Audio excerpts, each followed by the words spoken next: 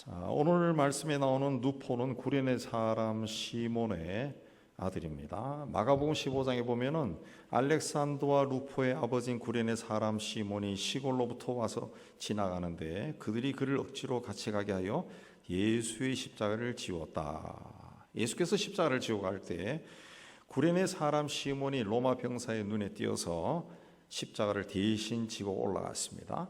십자가 처형은 재판이 끝나자마자 바로 죄인을 데리고 가서 십자가에 못 박아 죽이는 것이 아니라 먼저 심하게 채찍질을 한 후에 자신이 매달릴 십자가를 지고 처형장까지 가게 했다고 합니다.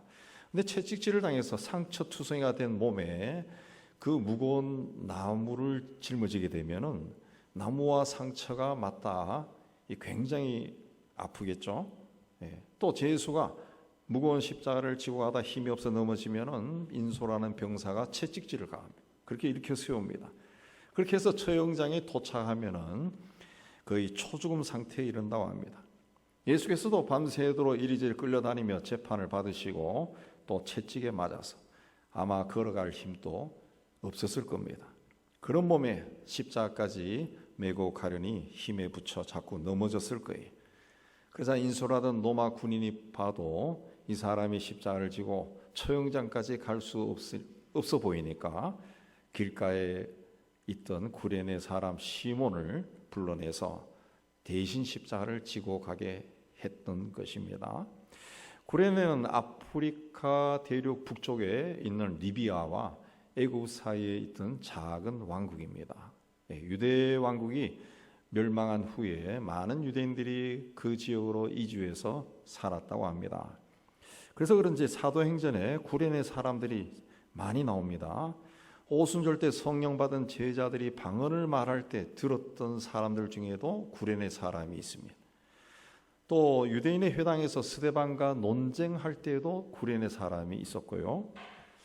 또 안디옥에서 헬라 사람들에게 복음을 전한 사람 중에도 구레네 사람이 있고, 또 안디옥의 교회 선지자와 교사들이 있는데 그 중에 루기오가 구레네 사람이다 그랬습니다. 구레네 사람들이 예수의 복음을 많이 받아들인 이유는 아마 그들이 예루살렘이 아니라 이방 지역에 살면서 하나님 나라가 임하기를 간절히 사모했기 때문이 아닌가.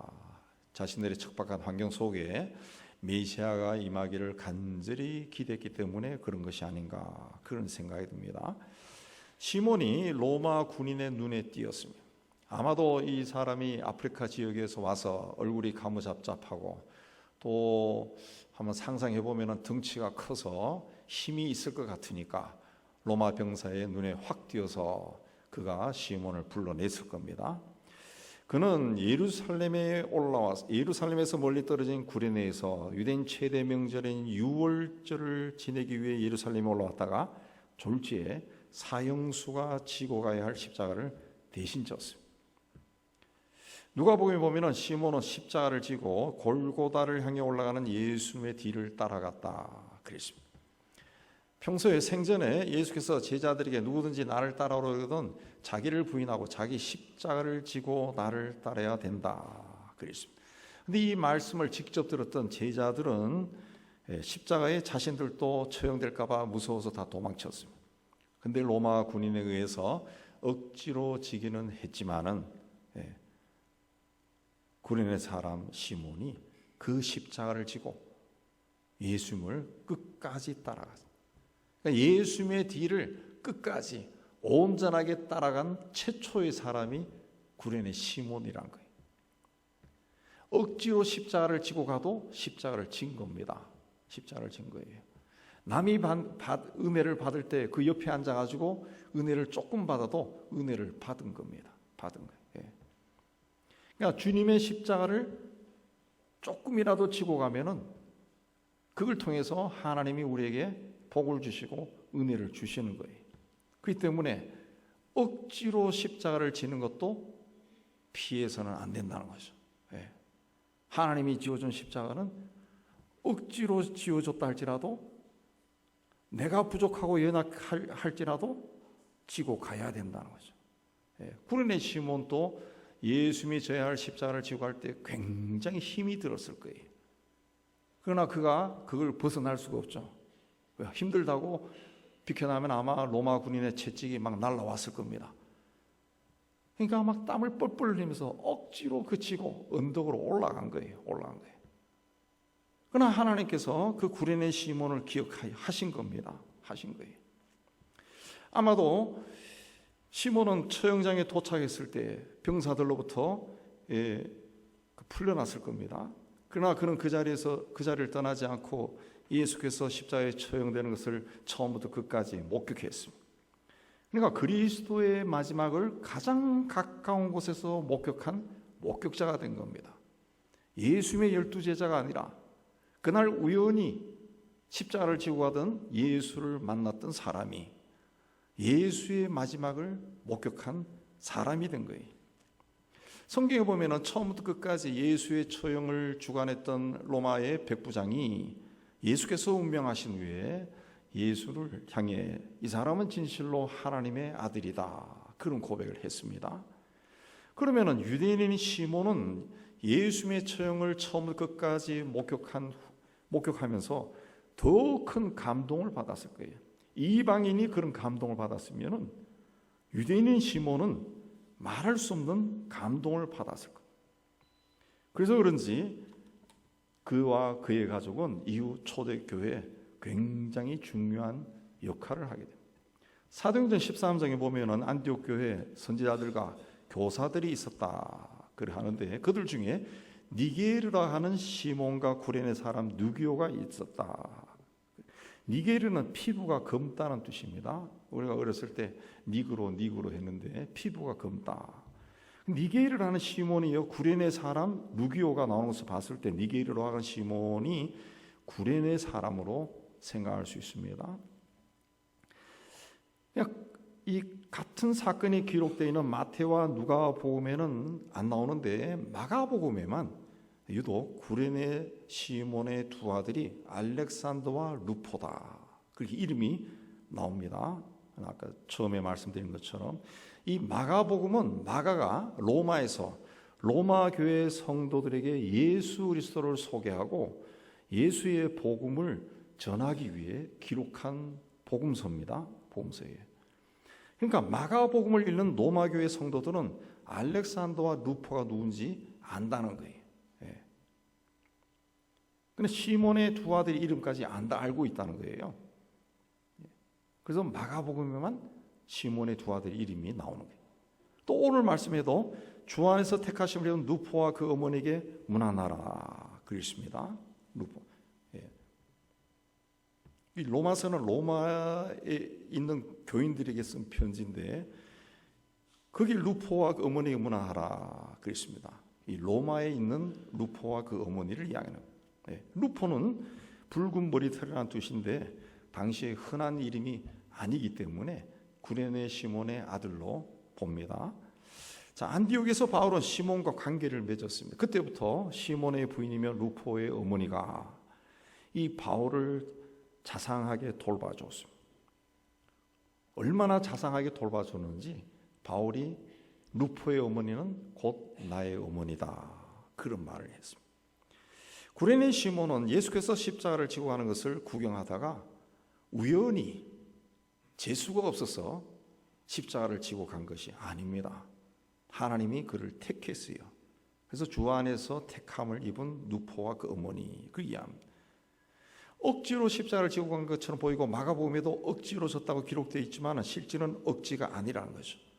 로마 병사가 강제로 그에게 시킨 것이 아니라 하나님이 로마 병사로 하여금 구레네 시몬을 뽑도록 뒤에서 역사하신 거죠. 역사한 거예요. 하나님이 하셨다. 우리 예수 믿는 사람에게서 일어나는 사건과 문제와 일은 우연히 일어나는 것이 아닙니다. 하나님이 그렇게 하신 거예요. 구레네 시몬을 예수 믿게 하고 그 가족을 구원해서 그 가족으로 하여금 바울의 사역을 돕고 로마 교회의 기둥처럼 사용하기 위해 구레네 시몬을 예수의 십자가를 지고 가는 일에 사용하신 겁니다. 자손 대대로 믿음의 가정으로 헌신의 가정으로 쓰임받게 하기 위해서 하나님께서 그를 선택한 거예요. 그만한 바탕이 된다고 하나님이 보셨기 때문에 그를 택한 겁니다. 여러분도 여러 가지 조건과 상황에 따라서 부름을 받았습니다. 예수 믿는 사람입니다. 그리고 교회를 다니면서 이런저런 일을 맡게 됩니다. 일을 맡게 됩니다. 어떤 때는 일을 맡았을 때 굉장히 나는 부족하고 연약하고 바쁘고 어쩌고 저쩌고 뭐 이렇게 하면서 사양하는 그런 사람도 없지 않아 있습니다. 그런데 우리가 기억해야 되는 것은 그게 우연히 일어난 일이 아니라는 거예요. 아니라는 거예요. 예. 하나님이 계획에 따라서 일어난 거죠. 하나님이 택했다는 거죠. 하나님이 쓰고 싶어서, 예. 하나님의 사람으로 쓰고 싶어서, 하나님의 가족으로 만들기 위해서, 하나님의 가문으로 세우기 위해서 그렇게 택했다는 거죠. 그래서 하나님의 택함을 우리가 무시하거나 피하려고만 해서는 안 된다는 거죠. 구레네 시몬은 세상적으로 봤을 때는 우연히 그 자리에 있다가 십자가를 지고 왔습니다. 그러나 그 후에 보면은 자신은 물론이고 부인과 두 아들까지 초대교회, 그것도 로마 교회의 기둥이 되었습니다. 바울은 당대 최고의 명문 사학이라 할 수 있는 가말리엘 선생에게서 배운 엘리트입니다. 지금도 그렇지만은 옛날에도 세상이 다 알고 인정하는 유명한 선생님 밑에 공부하기 위해서는 학비가 비싸. 그는 또 태어날 때부터 로마 시민권을 가졌다 그랬습니다. 로마 사람이 아닌 유대인이 태어날 때부터 로마 시민권을 가졌다는 것은 그의 부친이나 혹은 조상 때부터 유력한 집안이라는 뜻입니다. 또 그는 바리새인 중에 바리새인이었습니다. 그러니까 그의 집안이 철저하게 유대교를 믿는 집안이라는 거예요. 그런 사람이 다메섹 도상에서 부활하신 예수를 만난 후에 예수는 그리스도, 곧 우리 민족이 오랫동안 기다리던 메시아다, 그렇게 주장하기 시작했습니다. 그래서 어떻게 됐겠습니까? 집안과의 관계가 완전히 끊겨버리죠. 바울이 그 사도행전을 보면은 예수 믿는 사람들 핍박하는 일에 항상 앞장을 섰습니다. 앞장을 섰다라고 하는 것은 리더십이 있다라고도 볼 수 있지만은 옛날이나 지금이나 그 앞장서는 사람은 거의 대부분이 유력한 집안입니다. 예, 집안이 힘이 있어야 앞장을 설 수가 있어요. 앞장을 설 수 있어요. 그러니까 그만큼 유력한 집안인데 이 사람이 갑자기 예수가 그리스도다라고 주장하니까 집안 창피하다, 쫓겨난 거예요. 옛날 우리나라도 그랬어요. 전통 유교 집안에서 예수 믿으면 쫓겨난 거예요. 그래서 성경에는 바울의 부모나 형제 이야기가 전혀 나오지 않습니다. 예수님의 형제에 대해서는 이야기가 종종 나옵니다. 그러나 바울의 형제나 부모에 대해서는 이야기가 없습니다. 단 한 번 그가 가이사라로 압송될 때 그 강경한 유대인들이 매복해서 바울을 죽이려고 한다고 생질 누나의 아들이 와서 전해준 적은 있지만 바울의 가문에 대해서는 이야기가 없어요. 그런 바울이 루포의 어머니가 곧 나의 어머니다 그랬습니다. 그건 그만큼 그 루포의 어머니 시몬의 부인으로부터 어머니의 사랑 같은 사랑을 받았다, 그런 뜻입니다. 그런 뜻입니다. 예수의 십자가를 대신 지고 갔던 구레네 시몬의 아내가 로마 교회의 어머니가 된 겁니다. 로마 교회의 어머니. 오늘로 이야기하면 로마 교회 그러면은 어떤 사람, 그 상징적으로 어떤 사람 생각이 난 거예요. 어떤 분이 된 겁니다. 어떤 분이 우리나라도 오래된 교회 가면은 그 교회 어머니 같은 사람이 있습니다. 그래서 우리가 교육자들이 농담 삼아 왕어머니라고 하죠. 왕어머니. 여자 성도들이 굉장히 많지만은 그 중에서도 왕어머니 그렇게 하는데 그만큼 그냥 어렸을 때부터 그 교회에서 충성 봉사하고 어머니의 마음으로 교회를 섬긴 그런 사람을 어머니라고 하죠. 바울이 루포의 어머니를 나의 어머니다 그렇게 불렀습니다. 바울이 그렇게 부를 정도면 그 다른 성도들은 어떻게 되겠어요? 그래서 로마 교회 성도들에게 내 어머니 같은 이분에게 문안하라. 이 말은 이분을 나 바울의 어머니로 여기고 잘 보살펴 주세요, 그런 뜻입니다. 존경하고 보살펴달라 그런 뜻입니다. 옛날에 어느 스승이 제자들과 함께 깨달음을 얻기 위해 길을 떠났습니다. 그들은 세상에서 가장 위대한 사랑이 무엇일까 논하며 길을 가다가 어느 마을에 도착했습니다. 근데 그 마을에 어떤 우환이 닥쳤는지 그 마을에는 사람의 뼈가 산더미처럼 쌓여 있었습니다. 수많은 사람의 뼈가 쌓여 있는 모습을 보고 스승이 갑자기 뭔가 생각이 나서 제자들에게 이 가운데서 여자의 뼈를 찾을 수 있냐 물었습니다. 제자들은 서로 의아해서 쳐다볼 뿐 여자의 뼈를 가릴 수가 없었어요. 그때 스승이 뼈 하나를 집어들고 이게 여자의 뼈다 그랬습니다. 제자들이 놀라서 아니 이 많은 뼈 중에서 어떻게 선생님은 여자의 뼈를 그렇게 쉽게 찾을 수 있었습니까? 물었습니다. 그자 스승은 여자는 어려서는 여자이기 때문에 늘 남자보다 못한 대접을 받고 결혼해서 아이를 가지게 되면 자기 몸에 있는 모든 영양분을 아기에게 주고 아기를 낳을 때는 자신의 피를 흘리고 아기를 낳아서 젖을 물릴 때는 자기 몸속에 있는 모든 영양을 아기인데 먹인다. 그렇게 하다 보니까 여자의 몸 살은 물론이고 뼈 속에 양분이 있을 리가 있느냐. 여자의 이런 삶이 여자의 뼈를 이렇게 가볍고 검게 만들었느니라 그랬습니다. 만들었느니라. 사실 그 남자에 비해서 여자들이 몸무게가 그리 많이 안 나갑니다. 예. 아이를 잉태하고 낳고 양육하는 과정에 아이에게 모든 것을 주고 심지어 자신의 뼈 속에 있는 영양분까지 다 뽑아서 준 존재가 어머니이기 때문에 그 뼈가 가벼울 수밖에 없다는 거예요. 어쩌면 그런 희생적인 삶을 살았기 때문에 여자가 나이를 들면은 골다공증에 걸리는지도 모릅니다. 골다공증이 많은지도 몰라요. 우리 가운데 어머니의 희생을 통하지 않고 여기까지 온 사람은 아무도 없습니다. 하나님께서 당신의 사랑을 어머니를 통해 우리에게 보여주신다 그랬습니다. 그만큼 어머니라는 존재는 우리에게 모든 것을 아낌없이 주는 나무와 같습니다. 모든 것을 주고도 또 주고 싶은 것이 어머니의 마음입니다. 아마도 바울은 루포의 어머니로부터 그런 사랑을 받았을 겁니다. 그래서 그의 어머니는 곧 내 어머니다 그랬습니다.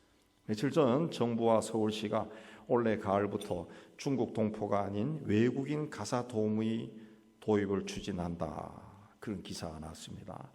육아 부담을 덜어서 저출산 문제를 해소하기 위해 필리핀 등 동남아시아 지역에서 희망자를 모집해서 희망 가정에 연결해 줄 계획이다. 그런데 사례는 한국인 보모에 비해 한 30% 정도 저렴한 월 200만 원 선이 될 것이다. 저는 이 기사를 보고 야 한국인 보모가 엄청나게 돈 받는구나. 은퇴 후에 보모도 괜찮겠네.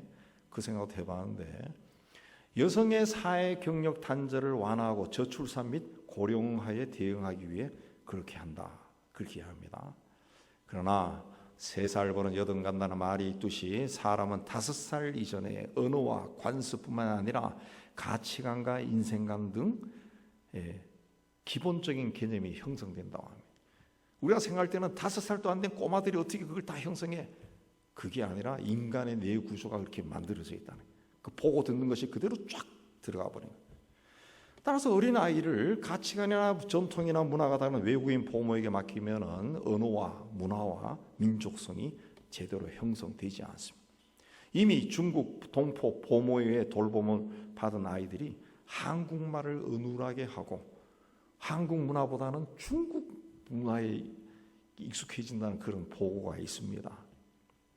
우리나라에서는 그 영어 때문에 이 아이가 영어를 잘하는 아이로 키우기 위해 가지고 이 필리핀 영어를 사용하는 필리핀 보모를 선호한다고 그런 말이 있고 그 정부에서도 필리핀 보모를 데려온다는 그런 이 말이 있어요. 근데 필리핀에서 활동한 선교사들의 말에 의하면 필리핀이 영어를 사용하고 또 카톨릭을 믿는 기독교 국가이긴 하지만은 필리핀의 카톨릭은 미신적인 카톨릭이라. 이 온전히 하나님 믿는 그 기독교가 아니란 거예요. 이 섬나라이기 때문에 오랫동안 이 잡신들이 막 들끓는데 그 중에 하나로 카톨릭이 들어와 있다는 거지. 굉장히 미신적이랍니다. 2년 전에 30대 초반의 필리핀 보모가 자신이 돌보던 주한미군의 3살 난 남자아이를 단지 잠을 자지 않는다는 이유로 흉기로 살해한 사건이 있었습니다. 그녀는 경찰 조사에서 아이 몸에 악령이 들어와 천국에 보내주기 위해 그랬다. 그랬습니다. 범행 후에는 옷을 입지 않은 상태로 평택 일대를 활보하다가 경찰에 체포되었는데 옷을 벗고 다니는 이유에 대해서 악령을 보내고 교회에 가기 위해 했다. 우리 아기 어렸을 때부터 혓바닥 잘 굴리는 영어 잘하는 애로 만들려고 하다가 이상한 애로 자랄 수 있습니다. 이상한 애로. 오랜 세월 동안 타민족에 핍박받았던 유대인은 모계사입니다. 아마도 남자들이 전쟁이나 핍박으로 인해 희생을 많이 당했기 때문으로 봅니다. 그래서 어머니가 유대인이면은 아버지가 어떤 인종이라도 상관없이 유대인으로 받아들여 줍니다. 어머니를 중요하게 여기는 유대인은 교육을 학교에만 의지하지 않고 어머니에 의한 가정교육을 굉장히 중요하게 여깁니다. 오늘 우리나라는 공교육이 무너졌다 그러면서 그 책임을 학교 교육에 돌립니다. 학교 교육을 살려야 된다 그렇게 하는데, 그러나 가정교육이 분명하고 철두철미하고 바르게 세워져 있으면 공교육이 바로 설 수밖에 없습니다. 공교육이 바로 설 수밖에. 선생님이 딱 서 있는데 가정교육을 제대로 받은 애들이 똘망똘망한 애들이 쫙 앉아, 선생님이 겁이 나서 안 가르칠 수가 없어요. 근데 다 눈이 풀어져 있고 게임하다 들어와가지고 눈이 풀어져 있고 하니까 공교육도 무너지는 거죠. 가정교육이 제대로 이루어지지 않으니까 공교육에 의지하다가 신뢰감이 사라지니까 사교육에 의지하고, 그러다 보니까 지나친 사교육비에 휘청거리고 출산을 기피하는 그런 시대가 된 것이 아닌가 그리 봅니다. 그러니까 우리나라는 사교육이 우리가 왕성한 나라가 되어버렸는데 공교육이 무너져서 그런 게 아니라 따지고 보면 가정교육이 무너진, 가정교육이. 그래서 그저께 신문에 보니까 이제 사교육이 어느 정도까지 활발하게 일어나냐면 줄넘기 가르치는 학원도 생겼대요. 줄넘기. 그게 전국에 수백 개가 되고 한 달에 10만 원 내지 20만 원 된다 그러는데, 또 단소 배우는 학원도 있대요. 그러니까 그런 아주 사소한 것까지 학교에서 안 가르치고 다 학원에서 배운다는, 학원에 와서. 학교에서 배우면 좀 느리고 전응화가 될까 봐 학원에 가서 미리 배워가지고 간다는 거죠. 그렇게 되니까 이게 젊은 부부가 둘이 벌어서도 애 하나 키우는 것이 이게 기적이 되어버리는 거죠. 기적이 되는 거죠. 젊은 부부나 여성이 사회활동을 보장하고 출산을 장려하기 위해서는 아이를 낳아서 키울 수 있는 환경을 보장해 줘야 돼요. 환경을 보장. 근데 우리나라는 자꾸 돈을 주려고 그래요. 돈을. 돈 주면 다 넘어갈 줄로 생각하는가 봐요. 그래서 지방의 어느 도시에는 애를 3명 낳으면은 또 1,000만 원을 준다든가 2,000만 원을 준다든가. 그러니까 그 도시에 젊은 사람들이 막 몰려. 근데 돈 받고 난 다음에 다 가버린다는 거지. 애 낳고 난 다음에 돈만 먹고 가버린다. 그거 안 그러겠어요? 그 뭘 살 수 있다고 그거 가겠어요? 살기도 힘든데. 그러니까 돈을 주는 것이 아니라 인프라를 만들어야지. 인프라를 구축해야죠. 외국에도 그런 경우가 있던데, 도시의 빌딩이나 회사에 의무적으로 어린이집을 세우게 하는 거죠. 도시에. 다양한 스타일의 이 도시 공동체가 만들어져야죠. 도시 공동체. 그래서 부모가 아이를 데리고 출근해서 거기 맡겨놓고 편하게 일할 수 있는 그런 일. 부모가 책임지는 자식의 양육을 적어도 초등학교 들어가기 전까지는 부모와 이 스킨십이 많은 그런 아이가 돼야 아이들이 제대로 양육하는. 그렇게 하다 보면은 그 유아 교육과 나온 사람들도 이 활용이 되고, 초등학교 선생님도 또 교사 임명이 안 된다는데 좀 발상의 전환을 가지면은 교사들도 다양하게 나올 수 있지 않겠느냐. 학교에서 그걸 다 가르쳐 주면은 다양한 교사들도 쓸 수 있지 않을까 그런 생각이 돼요. 그 부모가 자기가 낳은 자식을 양육하게 해줘야 돼. 영국에 130년 전통의 보모 학교가 있는데 거기서는 아기 재우기, 젖대기, 옷수선하는 법, 식사 예절 가르치기, 음식 만들기, 전통적인 것에서 호신술, 소셜미디어 교육, 상류사회 대화 방식에 이르기까지 다양한 과목을 3년 동안 집중적으로 가르친다고 합니다. 이 학교 졸업생들이 영국과 유럽의 왕족과 귀족과 부호들 가정에 보모로 들어가서 아이를 양육합니다. 2차 대전을 승리로 이끈 영국의 처칠 수상도 자신의 보모를 나의 두 번째 엄마, 첫 번째 아내, 어린 시절의 천사 그렇게 말해요. 그 보모가 임종하는 자리에 처칠이 있었다고 합니다. 처칠이 있었다. 예. 영국은 수백 년 전부터 세계를 정복하고 식민지 경영하면서 이 부모들이 해외에 나가는 경우가 많았습니다. 그 당시에는 해외 생활이 굉장히 척박하기 때문에 애들이 죽어요. 그래서 애들은 본국에 남겨놓고 나간 때가 많았습니다. 그래서 수백 년 전부터 기숙학교가 발달했는데 애가 걸어 다닐 수 있는 나이 때부터 기숙학교에 들어가면 제가 살 때도 보니까 만 2살 때도 기숙학교에 들어가더라고. 그런 유아 교육이 굉장히 발달되어 있더라고. 부모가 키울 수 없으면 훌륭한 보모를 양성해서 좋은 교육을 받도록 그렇게 해야 됩니다. 그런데 그렇게 중요한 유아 교육을 중국 동포나 필리핀 보모에게 맡겨서 어떻게 하려고? 나라의 장래가 없어집니다. 유대인들은 아이가 인류대학에 들어가서 좋은 회사에 취직하면 성공했다, 훌륭한 사람이 되었다 그렇게 말하지 않습니다. 부모로부터 얼마나 하나님 말씀을 통해 신앙교육을 잘 받았냐 여기 따라서 부모를 보고 훌륭한 사람이냐 아니냐 이걸 판단한다는 거죠. 학교교육보다 가정교육을 통해서 얼마나 잘 배우느냐에 따라서 한 사람의 인품과 인격과 가치관이 좌우된다고 믿는 거예요. 어머니의 힘을 믿는 겁니다. 세상의 모든 어머니가 자신의 자식들에게 아낌없는 희생과 사랑을 베풉니다. 그러나 믿음을 가진 우리 믿음의 어머니들은 세상 어머니가 줄 수 없는 뭔가를 줄 수 있어야 돼요. 그게 뭡니까? 믿음입니다. 믿음을 유산으로 물려줘야 돼요. 이 성경을 읽어보면 그 정황상 루포라고 하는 사람은 청년이거나 조금 더 나이 많은 장년일 수 있습니다. 로마서를 썼을 때 바울의 나이가 50대 후반에서 60대 초반이 됩니다. 그러니까 바울이 루포의 어머니를 어머니라고 부르기에는 두 사람의 나이가 비슷할 수 있어요.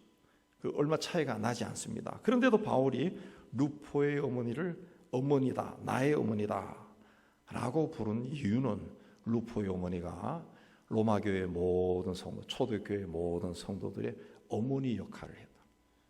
오래전에 그 인도 캘커타에 있는 우리 선교사님 따라서 인도 캘커타에 있는 데레사 수녀가 사역하던 그곳을 가본 적이 있습니다. 데레사 수녀. 그 데레사 수녀를 마더 데레사라고 합니다. 마더 데레사. 그러니까 모든 이의 어머니 데레사 그렇게 부른 거예요.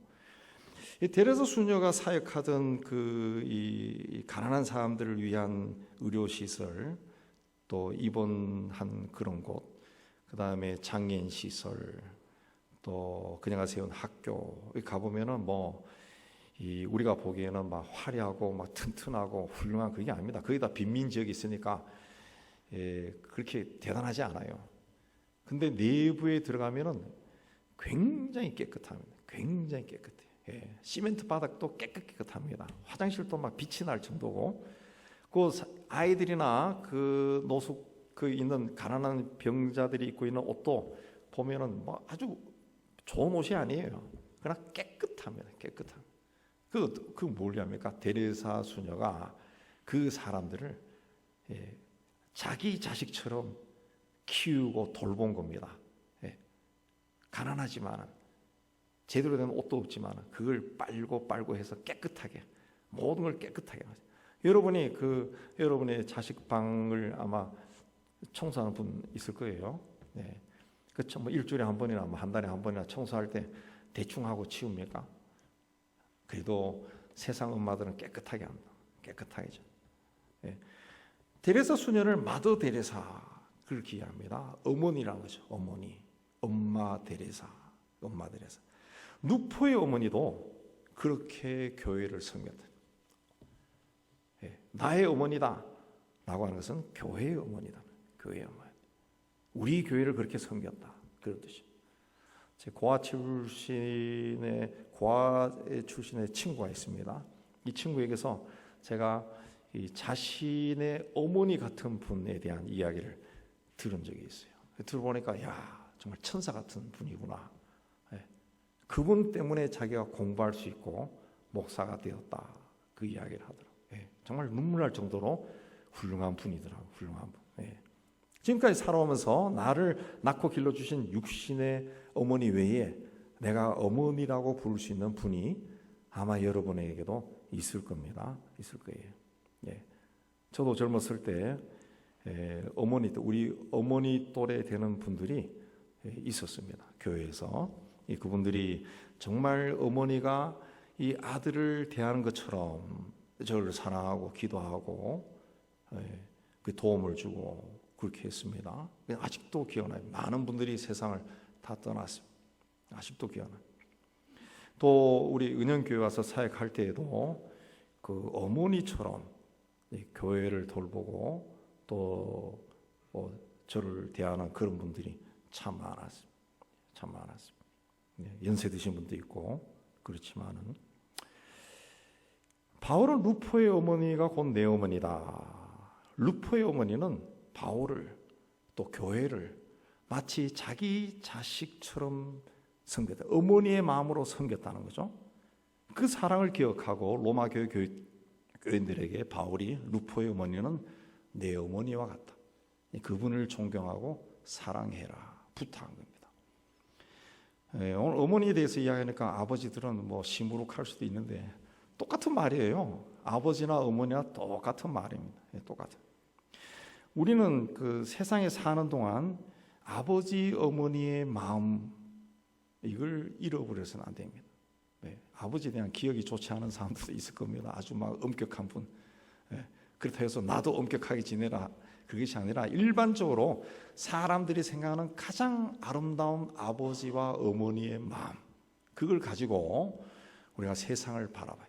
사람들을 대해야 되는 사람들 대하고 그런 마음으로 이웃을 바라보면은 이 전도 안 할 수가 없죠. 내 아들이 내 딸이 예수를 믿지 않고 죽는다. 지옥 가는데 아버지 어머니의 마음을 가지면은 정말 사랑하는 마음으로 복음을 전할 겁니다. 복음을 전할. 교회를 어버이의 마음으로 섬기시기 바랍니다. 목회자와 성도를 어버이의 마음으로 섬기고 여러분의 이웃과 친구를 어버이의 마음으로 대하시기 바랍니다. 그래서 내 육신의 자녀뿐만 아니라 나와 관계를 맺은 많은 사람들부터 나의 아버지, 어머니 이런 말을 들었으면 좋겠어요. 저분은 정말 내 아버지 같은 분이야. 내 어머니 같은 분이야. 그런 말을. 심지어 그 비슷한 연령대에서도 그런 말을 듣고 또 세상에서 정말 아버지가 어머니가 없는 사람들을 그렇게 아버지처럼 어머니처럼 그런 마음으로 그들의 삶을 키워주면 그들의 삶을 세워주면 정말 하나님께서도 기뻐하시고 그 내 사랑을 받은 그 사람은 평생 기억할 겁니다.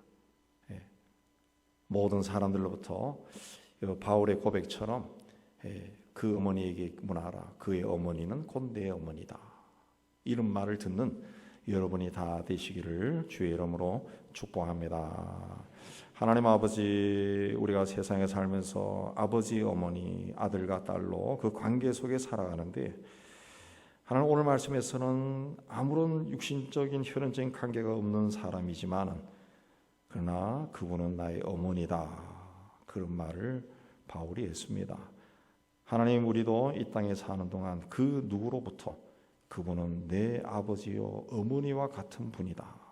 그런 말을 들을 수 있도록 내가 아는 사람들에게 아버지 어머니의 마음으로 그들의 삶을 돌아보고 그들을 좋은 곳으로 인도하는 저희가 될 수 있도록 은총을 내려 주옵소서.